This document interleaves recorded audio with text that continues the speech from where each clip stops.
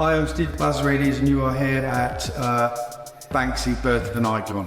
It's a show I'm doing here at the Georgian Museum of Fine Arts, documenting his rise to fame between 1997 and 2006. The museum have been absolutely fantastic. They gave me carte blanche to do whatever I wanted here. With whatever ridiculous idea I come up with, they dived in head first. It's impossible for there to be another show that exists like this. I was the only person at that time taking those pictures. See, these are the only pictures in existence of some of these things. The narrative also is it's very much taken from my perspective. It's through my lens and with me having a front row seat. This isn't me describing Banksy, giving any massive insights into him from my point of view other than through photography. I was asked to describe the paintings, which I refused to do. I said that that's between the viewer and a piece of art, and all the text is written in first person describing what it was like to be there on those days when these things were happening. Basically, I went back and did what I should have done in the beginning, which was edit it on a timeline, which I'd never done before, and it was fascinating. Even for me, I know these pictures inside out, to see how much he did at certain periods of time and how he got to be an icon. And that's why it goes from 1997 to 2006. Because in 2006, it's basically the advent of camera phones, which effectively brought the citizen photographer about and made me totally redundant. Banksy had a stencil he did on the streets called Designated Graffiti Area. So when I was asked to bring Georgian artists into the show, I knew that painting was coming and it was a gift. I just got the museum to find 10 artists for me, for which I picked like 4 or 5.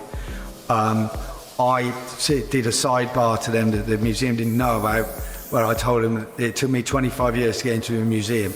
I'm now giving you the chance, make it count. Street art here reminded me of the shit I loved from the 1970s. You're out on the street and it's like the stencils are of fallen heroes. It's got a visceral energy to it that you just don't get other places. This room's got some wonderful things in this. I need, a lot of paintings that depict Banksy's infamous cow painting period. We turned up at the farm and asked the farmer where the cows were to paint. And he went, "They're over there." Well, what do you mean? No, they're over there in the field. I then proceeded to watch Banksy try and put a stencil on a cow with a can of paint in a field where it can move on its own. It was probably one of the funniest things I've ever seen.